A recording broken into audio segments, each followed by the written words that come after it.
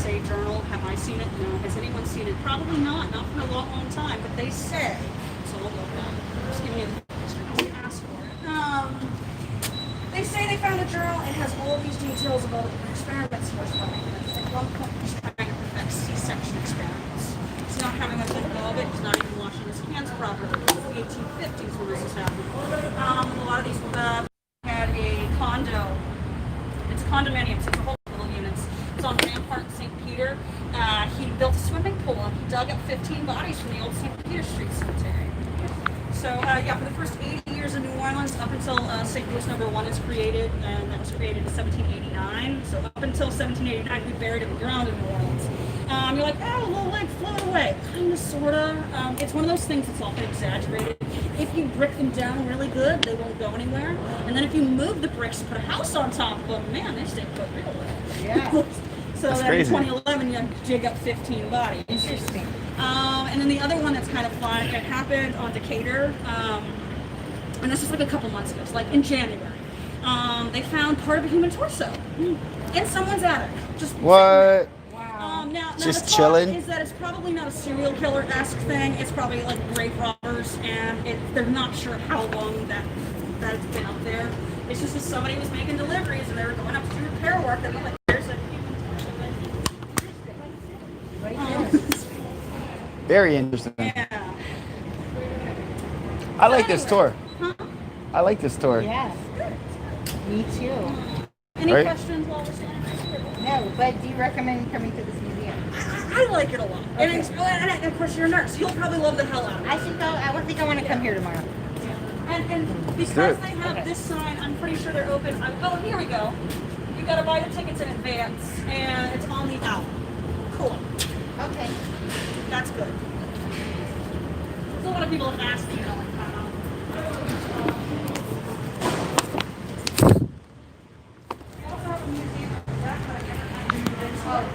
What up, chat? How you guys doing? Yo, it's like 9:20 here.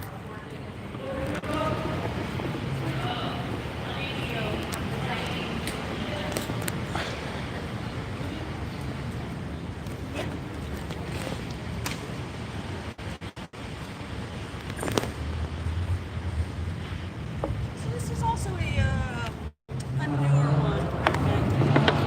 You look across the street, this lovely building is the Omni Royal, and we're going to talk about the parking garage right here. So, to be a particularly visual person, you already know what part of the story is about to be about, because that's a giant building, and that's a very short building. Oh, I've actually read about the story. It was the guy that jumped off. They find Addie him, Hall and Zach Bowen. and they find him in the parking lot, but like he's right or no?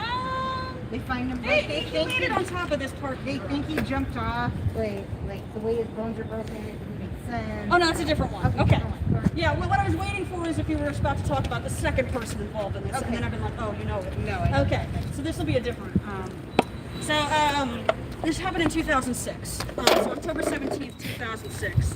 There's a guy on the roof of the Omni Royal. Now that's not too unusual. You have these 5 windows, if you happen to see, with the light coming out of them. That's where a bar is. They had a band playing that night. So life's great. There's a pool. There's also an observation deck. People had noticed him. One, he was chain smoking. He's pacing back and forth, so he's obviously agitated, and he's knocking back Jameson like it's about to go out of style. However, what's crazy is that nobody saw, even though this guy was like 6'4", when Holy he walks crap. up the steps to the observation deck, gets on top of this little half wall, and jumps over the side and lands on top of the parking garage. Now, he died almost immediately.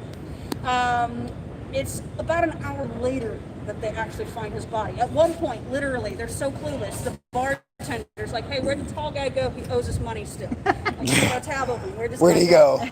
Like, you know, one of the other guests looks over. They see his body, and their first reaction is not to call the police. They call the front desk.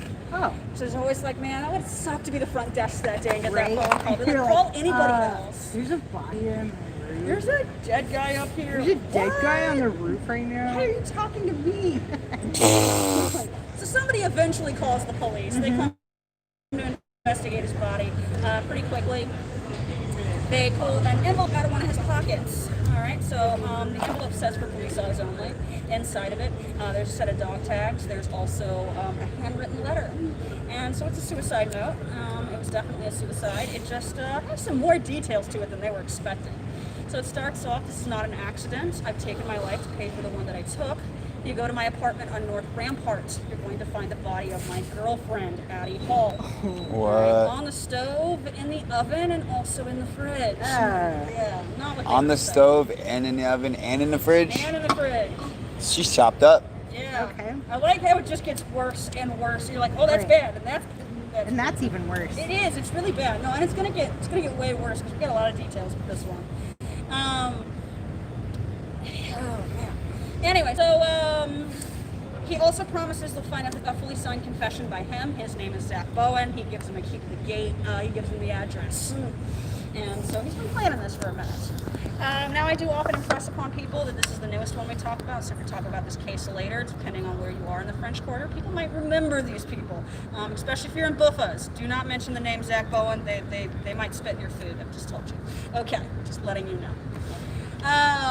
They really hate hearing about this, and you'll see why in a minute.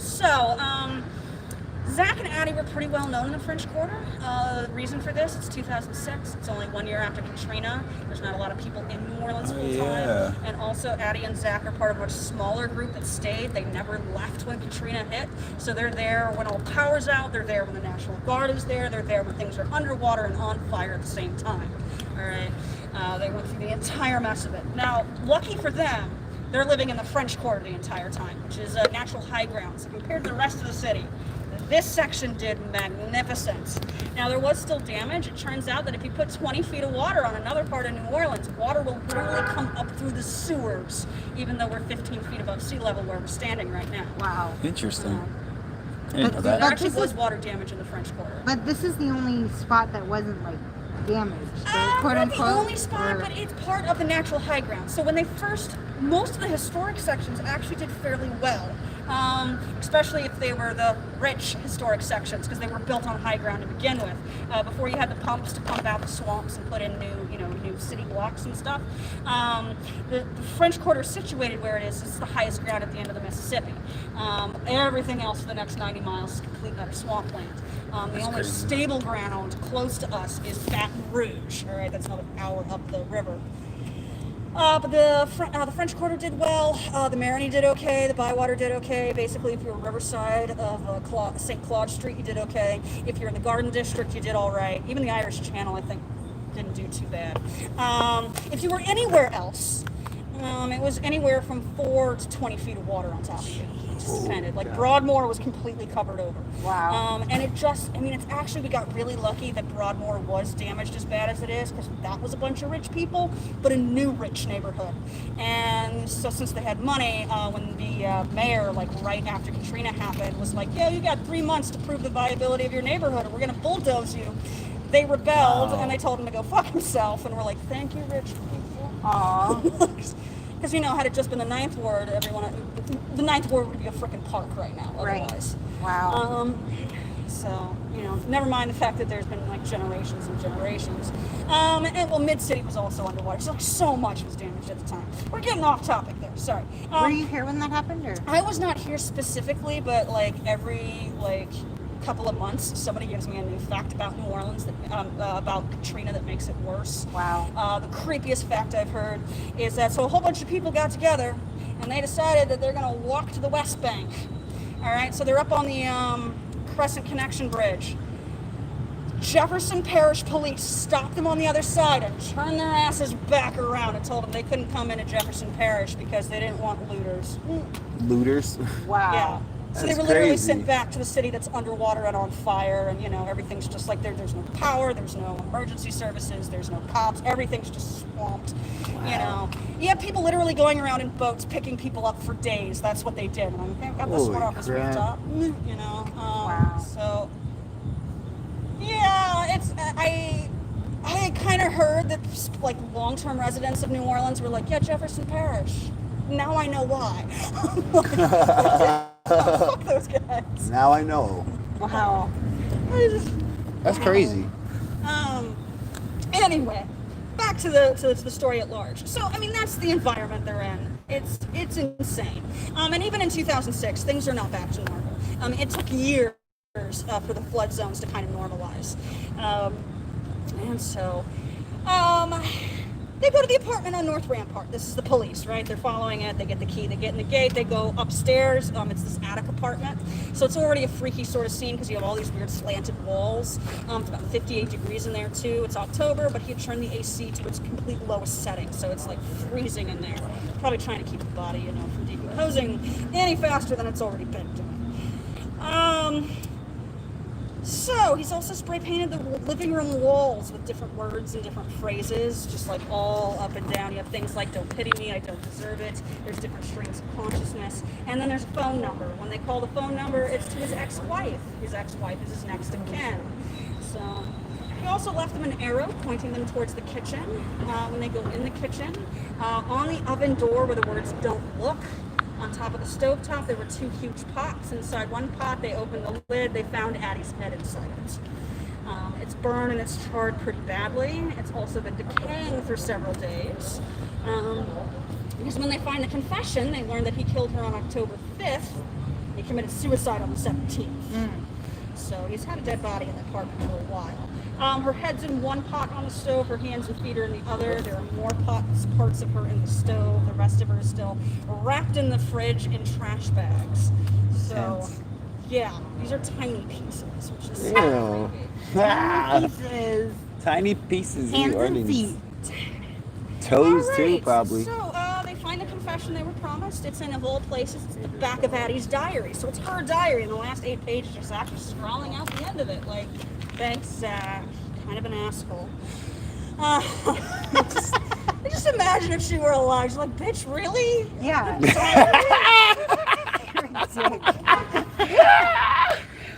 Oh, snap. Anyway, so he has 11 days to cover. He also says that, leading up to the murder, they had been having increasing fights. The fights have gotten pretty vocal. There's often in the middle of the street. They're drunk. There's a little bit of cocaine involved. These are pretty loud, savage sorts of affairs. And nobody thinks much of it because it's right after Katrina again, so everyone just thinks they're stressed out. Half of the city is just like stressed to the max. Suicides were pretty common in that time. It's one of those creepier facts I've learned about this case. The police are talking about it in a documentary, and they're like, oh yeah, it wasn't too surprising that there was a suicide, just that it was in the French Quarter. That was a little unusual. You're like, wow, you're talking about that really callously. Right. So. That's actually a pretty interesting story. Yeah. Who would ever thought? It gets more to it. So the last fight they have is over the apartment on North Rampart. Even though they had both put money down to get that place, Addie only put her name on the lease. She doesn't tell Zach about this either. He finds out by accident. All right. He's done. Real quick. How late am I? Oh, we're good. All right. He just got done. Sorry, I was like, is it 10 already? There's nobody out here. Legally, we're supposed to shut up at 10, but if that happens, I take this off. We're friends for the night. It's Okay, good. awesome. Perfect.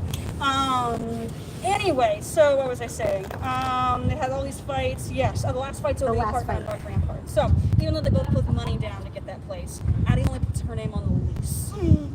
She doesn't tell Zach about it either. He finds out by accident. He goes to the landlord a couple days later, and he's like, yeah, I'm here to pick up my key and sign anything I need to sign. And the landlord's like, I don't know what the hell you're talking about. Who are you? Yeah, precisely. I think he knew that he was supposed to be living there, but everything was signed up just for Addie's name legally. So he confronts her that night, and he's like, yo, what the hell? And she tells him point blank, you've been an asshole lately, I might want to kick you out.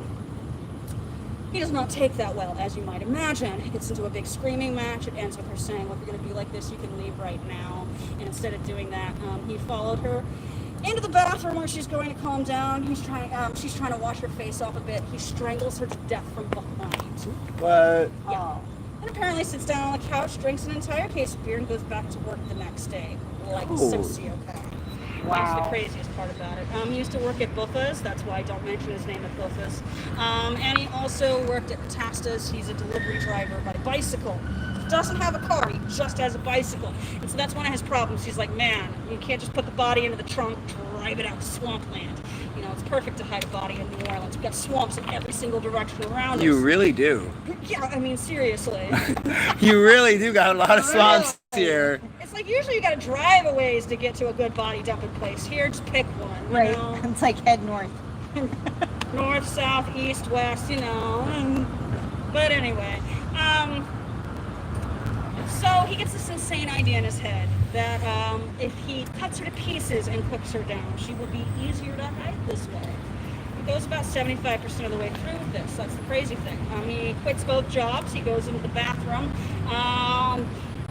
Basically drags her body into the tub and with a hacksaw and a large pocket knife takes her to pieces. It takes a lot of time, it takes a lot of energy. You do have to wonder, why didn't you stop at any point at this point? It's a hacksaw through bone. Seriously. That takes some time. Still several days later before he decides he can't live with himself like this. So instead, he finds the tallest building he can. First, he took a savings account, which is about $1,500, went on this huge bender. So they do have a lot of friends that are mutual between the two of them. And anyone that asked, he's like, oh, Addie left me. She's gone to live with her mother, right? And her mother lives out of state. So nobody unfortunately called, even though there was 11 days to do so. They think he's depressed because his girlfriend left him, and that's why they're going to the bars, they're heading up to strip clubs, and life's great. And then when he runs out of money, he comes to the top of the hotel, knocks back a couple more drinks, and throws himself over the side. What? So he did kind of skip out on the tap. And when was this? 2006. 6. Okay. Yeah. So we're back where we started. There's actually some loose ends to this, which is hilarious because everyone we're talking about so far is dead. I was gonna ask if they were still living. I was gonna ask if they're still living. Yeah, there we go. Yeah, but everybody's dead, right? Everybody's dead. They're just dead. The landlord's dead. Everybody's No. Well, I dead. mean, Addie and Zach are both very dead at this point. They're the main players in the story. But they made a documentary about this. It ran through some film festivals. It's still, it was on the internet as of like a year and a half ago. If you go on, I think it's Vimeo. It's the V one that's not YouTube. Venmo? Yeah, Venmo? something like that. Yeah. One of them's a Cash App and the other one's video, and I Right. get them crossed. But Not Venmo then. yeah. Anyway, in the documentary, one of the individuals who speaks in quite a bit of detail is a woman named Margaret Sanchez. She claims to be Addie's best friend in the entire universe. What's crazy about that is she is convicted of murder a couple years later. It's a completely separate murder, though. Oh, we gotta love this soundtrack up on the street. Yeah. Sometimes you just gotta go with it. Okay, I was about to say, if it was that little sedan, I was gonna be really surprised. I think they're still out. Yeah. All right. So Margaret Sanchez, 2 years later, it's 2011 at that point. There's a woman that used to work on Bergen Street. She's a stripper. She's working at a club. She's approached by two people one night. They're like, hey, why don't you come to a private party with us? We'll pay you really, really well. She's young. She's a single mother. She's strapped for cash that month. So she says, okay. And she tells her coworkers where she's going, and they never see her again. When they find her body, it's on 3 separate beaches in Mississippi. Oh. Yeah, so someone murdered her, chopped her to pieces, threw her into the Gulf of Mexico, thinking it'll wash her off to the ocean. Don't hide a body that way, by the way. It does not work like that. The tides will bring you right up by Bay St. Louis, which is where her body's found. They found it pieces, though. They found part of a torso. They found a leg. They did not find all of her. They did find enough to identify her and also to identify the killers. They arrested Terry Speaks and Margaret Sanchez. Same Margaret that says she's Addie's best friend in the entire universe and talks so much in that documentary about her. Now, the police have never tied her to the Addie Hall murder. She's not mentioned in Zach's confession at all, but it's one of those things. It's like your best friend was murdered and chopped to pieces, and a few years later, you chop someone else to pieces. Interesting. A little bit of Some gruesome stuff. gruesome. Yeah. Any questions here? How did they die? Well, he jumped to his death, and then the other, and she was chopped to pieces. Who were you asking about? That guy that jumped to his death, I missed that part. Oh, Yeah, I 'cause you gotcha. weren't How did here. Zach die? Ah, You weren't here. yeah. I think you were wandering over there for a minute. Yeah. Yeah. Yeah. Sometimes. Good times. Yeah. Anyway, are you videoing? I think it doesn't go on like YouTube. Oh no, I do documentaries. Gotcha. And this documentary is going to be New Orleans Experience. Okay, cool. You're good, you're good. This is one of those things. I would get your consent if I was videotaping you. Okay, cool.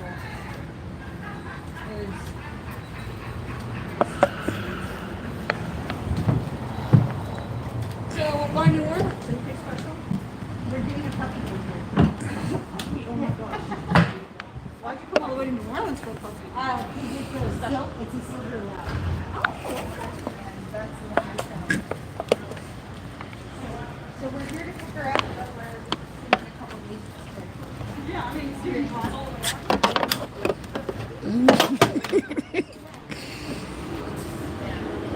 Where? How you said Arizona?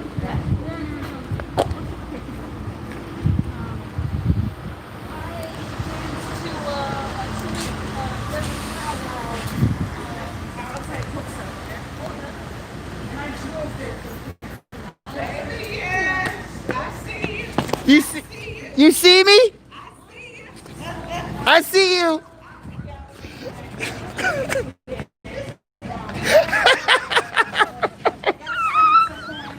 I'm dead.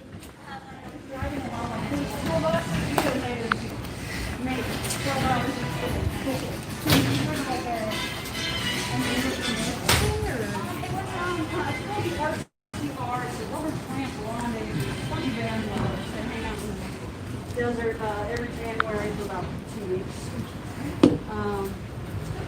Not that I'm YouTube. I was like, oh, that's cool. I was really into band life at one point. I might still be. I've always wanted to get into YouTube, you know it? And anyway, the reason we're headed back this way, usually we start there, we come here, then we do that one, and then we go. This is the Mariel. You have to see the story.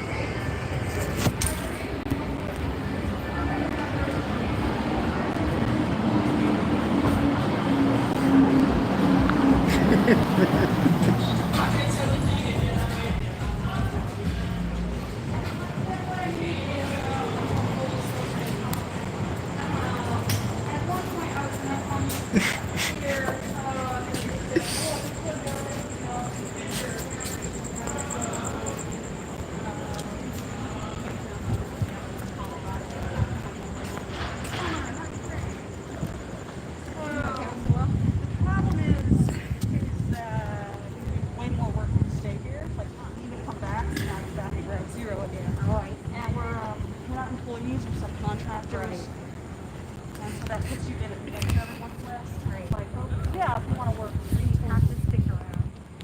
Yeah.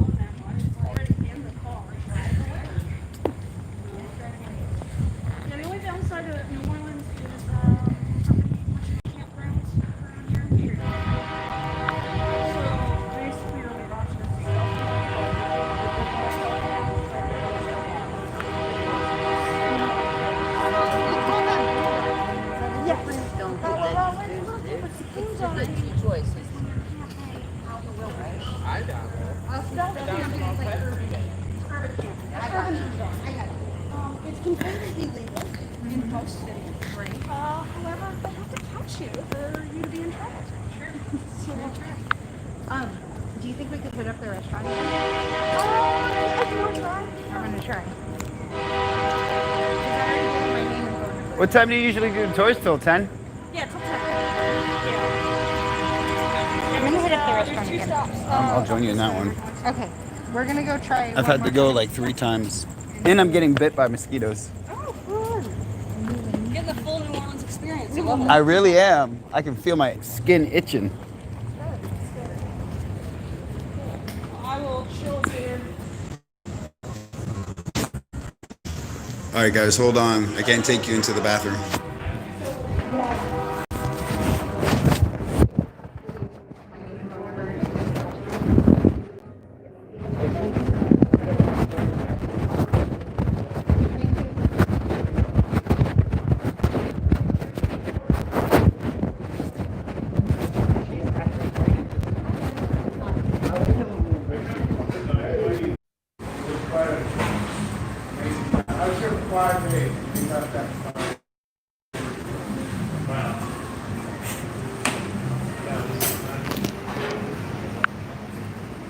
I didn't even realize that. You get it?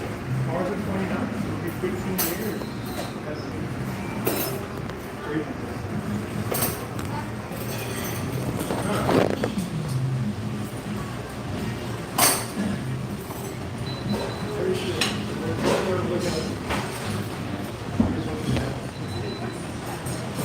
Yeah, she's such a good one,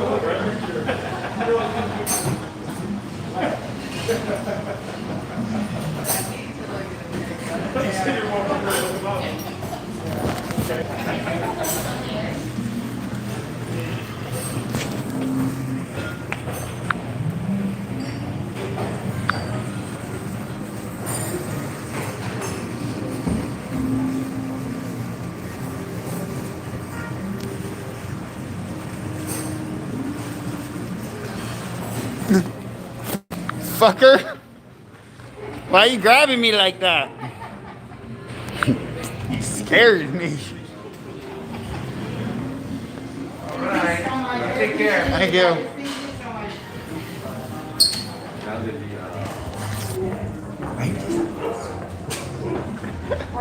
I was like, ah!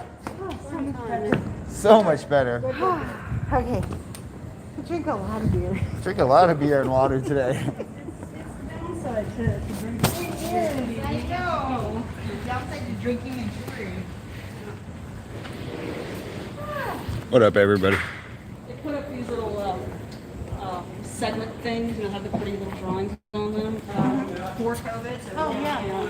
Right. The separation. Separation. Social distancing. Basically keep the tables, I guess, kind of where they were as long as they got the barriers.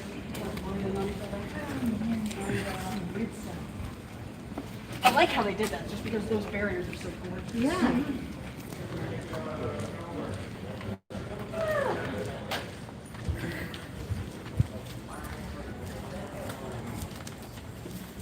Have you ever heard of the Axeman before? No. Tell us a story about that. Tell you the Axeman. Tell us. Back in 1919, there's this, and what's crazy is nobody ever heard this guy coming. Once he has a panel out, they actually did it, get the door knob and so on. Sometimes they kill you with one axe. And in the early 1900s, most people have an axe. What's interesting is you're going to kill it. So you're really going to look into it probably as closely as it goes out otherwise. Whatever. It's also going to make you talk And they got, I found my garden about putting signs up, like this, you know something? Signs don't go. No, you can put as many signs out, like Signs create enthusiasm inside places. right. Okay, to put 100 signs at the intersection. Little doggy. Yeah. Okay. Little doggy. And he's told me the name of the chihuahua 15 times. It's great. Sometimes he'll show up at the end of the store and like talk to their office. Isn't it crazy how this place is becoming more dead? Yeah. It's The so later, quiet. the later it's getting. Oh, yeah. That's crazy. Well, also, I think it's, there's no tourists here right now, so you have just the local. We're like the two tourists. It's the 2 tourists hanging out in New Orleans. Two tourists. I saw to get a puppy.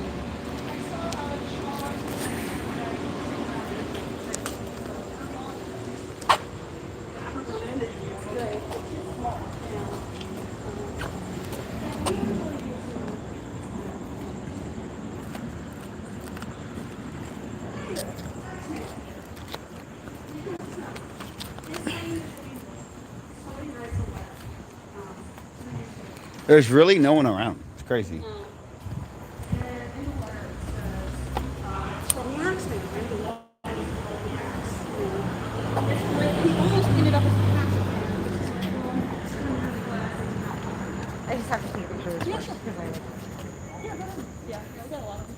I got him during the day. a lot of them.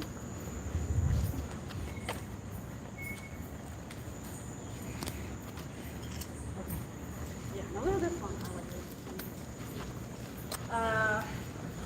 Because it's from the Ants Man, he claims he's not mortal, claims he's a demon from the hottest hell. But he likes to come up from hell from time to time, catching all of the people's souls, drag them back to the pits of hell for giggles. He also tells me the only thing that will calm him down is jazz music. Jazz music. That's what I wanted to catch. And, talk about that in a sec, but, I say that, most of the places I know, they're like, no cover, come listen to cool jazz. They're not even great, I know. Anyway, he says his soul is gonna fly over the neighborhoods of New Orleans, 11:59, March 19th, 1919. Anyone not playing jazz music is gonna be. Half the people just might think it's a joke, the other half are like, oh my gosh, demon might come from hell and kill us. So all the jazz clubs play that night.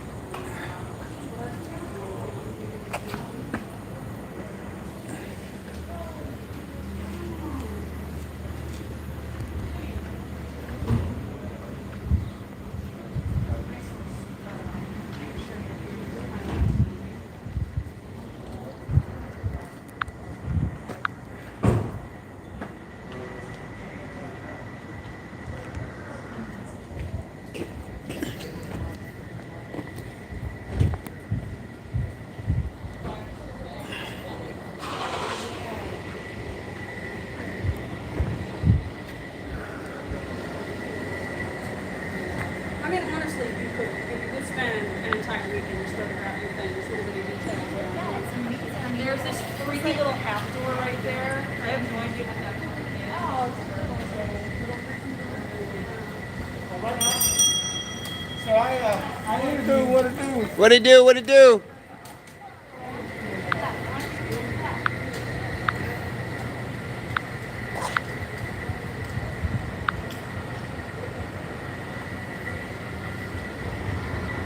Just a little quick thing to point out. So we had talked about yellow fever earlier. The worst year we had was 1853. 7,000 people dropped dead in 3 months. What?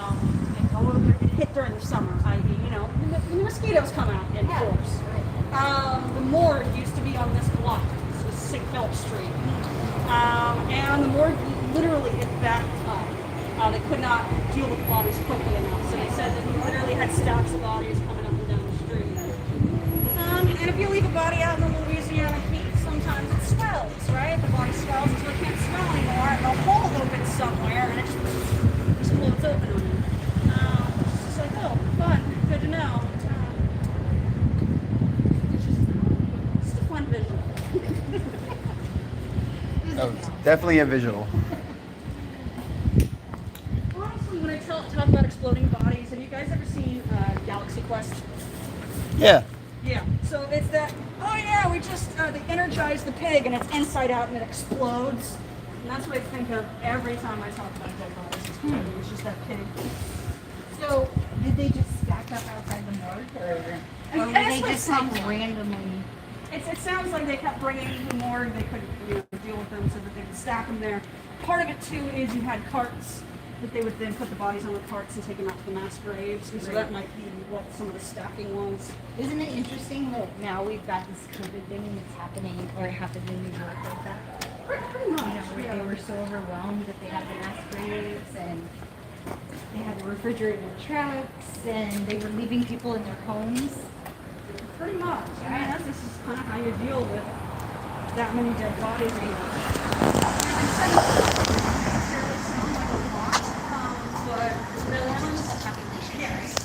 Orleans in 1853 was only about 35,000 people, so it was literally like 20% of the town. It was devastating. Wow. Now, most years we're not. Some years we've got like 5 or 6 people. It's just that people really, that year was just,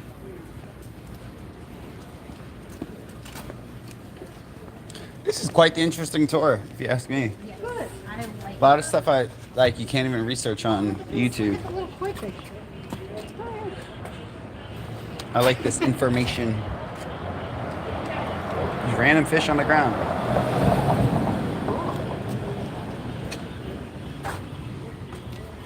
Oh. Coming up is large white building you see. That is the Ursuline Convent. It's no longer a convent, it's a museum today, but it's What museum is it? about the Ursuline nuns. I think it's actually called the Old Ursuline Convent Museum. Only the first floor is a museum. The top floor is like offices. And there he is. He's more than likely telling you the vampire story. There's a vampire film. A vampire? I'm interested.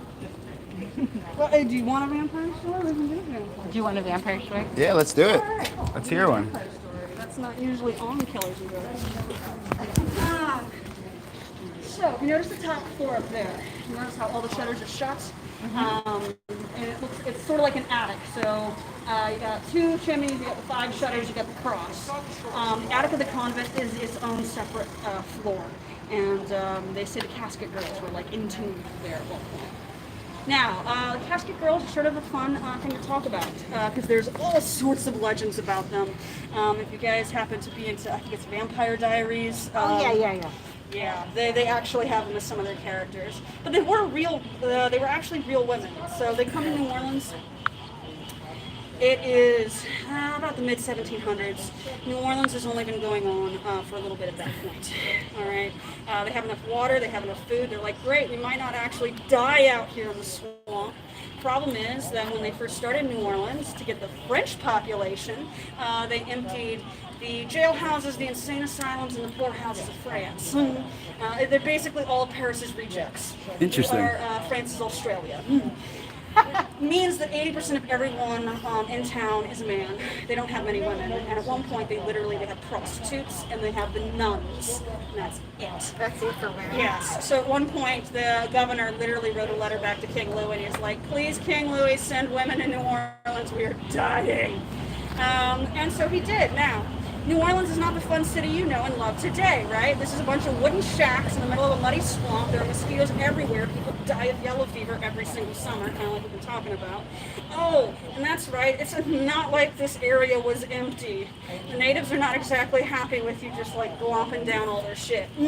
So, it's not a great place to be. So in order to get women, they literally went to the orphanages and were like, hey, who wants to go to New Orleans? You get to be married. Yeah. What? That's cool. That's crazy. And they convinced a number of people to try their luck here in New Orleans rather than, stay and be an orphan and be destitute in Paris. Right. When they get off the boat down here, everybody notices they are super pale, they're bleeding from the mouths, and they are carrying this piece of luggage known as a casquette.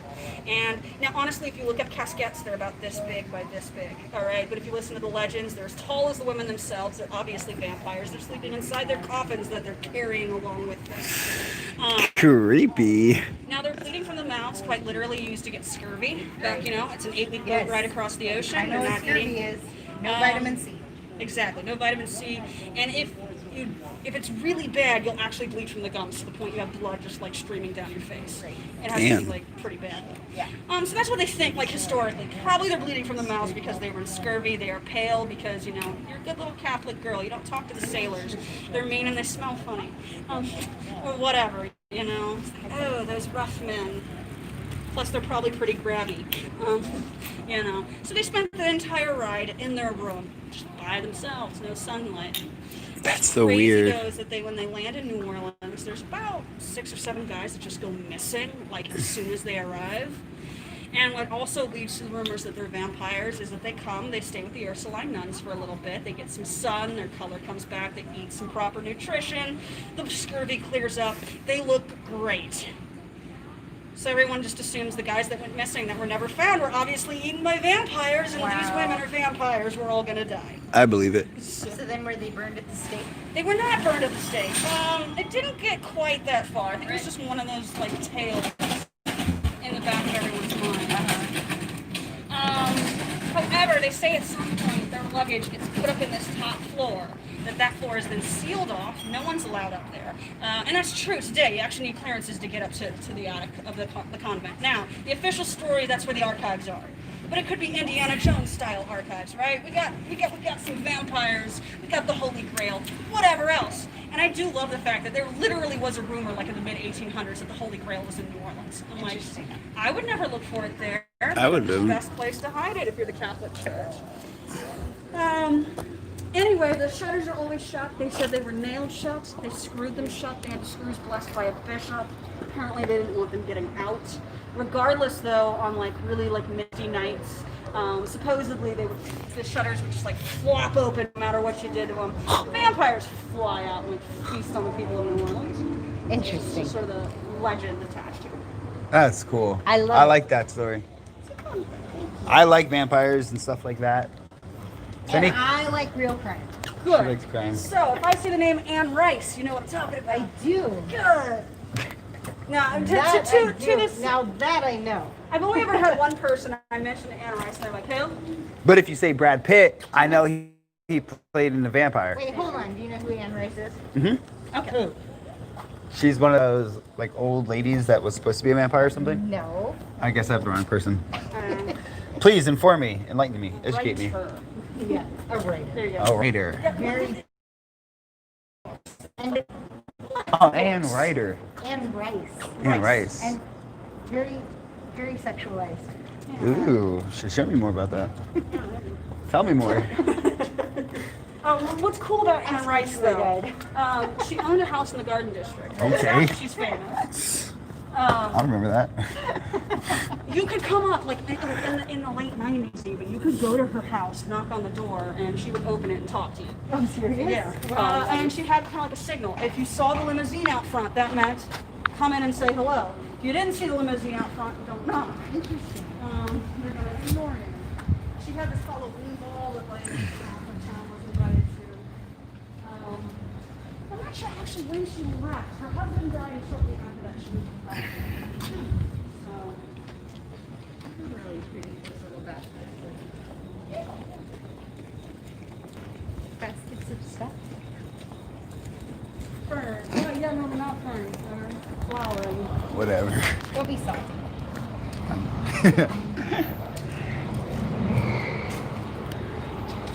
Beautiful dog.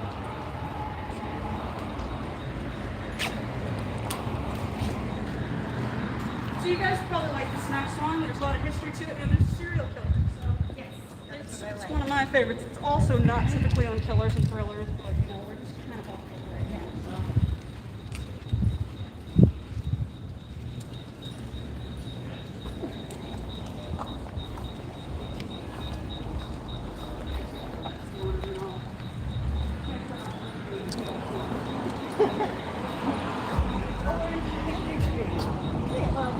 Decatur. Yeah, no, one of the funniest conversations was with a very, very French man. I don't know where Decatur was. She's like, oh, you mean Decatur? He's like, no, Decatur. And she had to correct it, like he just would not accept how it said. Right. What is that Decatur, Alabama? So it's like that's, and I'm sure it probably comes from Decatur. Probably. You I know? mean, considering it was French. At one point. Yeah. It's a Ford Pro Park. I'm surprised. Only one guy. Usually a couple. Yeah.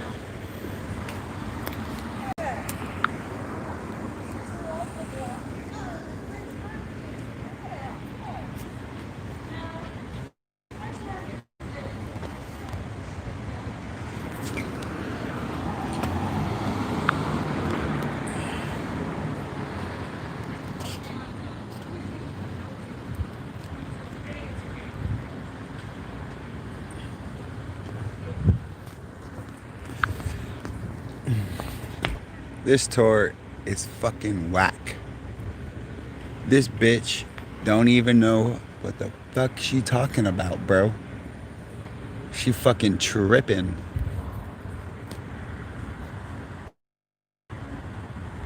Fucking whack. tripping.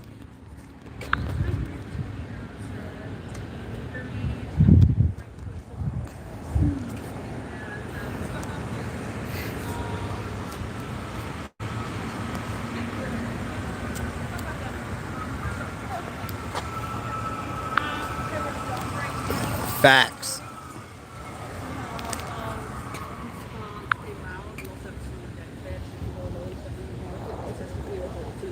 So none of the rich people live here. People live across the street from this market. It's the 3 Bs, right? You have the boarding houses, the brothels, the bars. That's it. And so into this, a woman is born. Her name is Mary Jane Jackson. She is described in the newspapers when she's an adult as being quite full-bodied, pretty husky. She has flaming red hair, and she's a very pissed-off Irish woman. She went by the name Bricktop, though, which is kind of nice. Bricktop? Bricktop, yeah. And so it's the story of Bricktop. She's not the only crazy in this area. They also had the Live Oaks Gang. This was a group of guys that used to sit along the Mississippi River. If anyone did have any money, happened to be strolling along the river, they would break a branch off, beat the holy hell out of that guy, steal all his shit, and then dump his body in the river. Holy crap.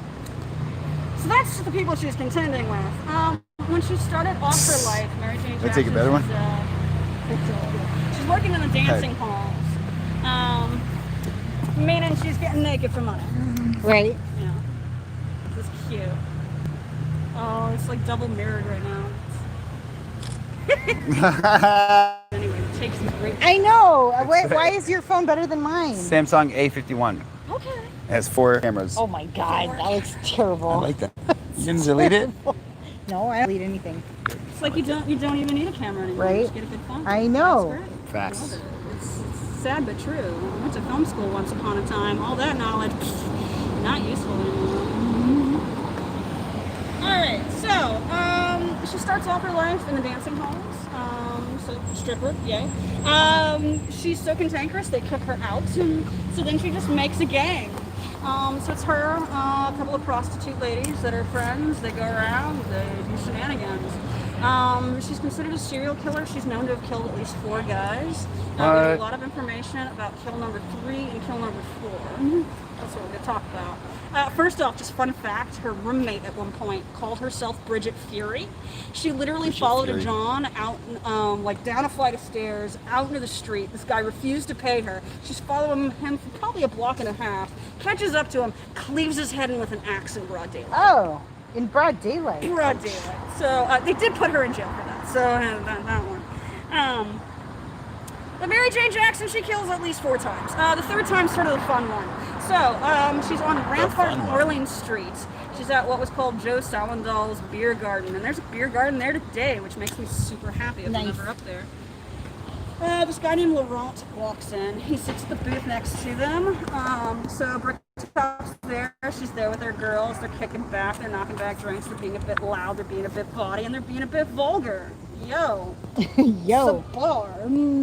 And apparently Laurent takes offense to this. He ends up going up to the bartender and he's like, hey, you need to kick these ladies out. They're not being very ladylike. And the bartender's like, what the fuck? You want me to just like walk up to them? Also, the bartender knows who Bricktop is a little bit. So he's like, I'm not telling that to her. You can tell that to her.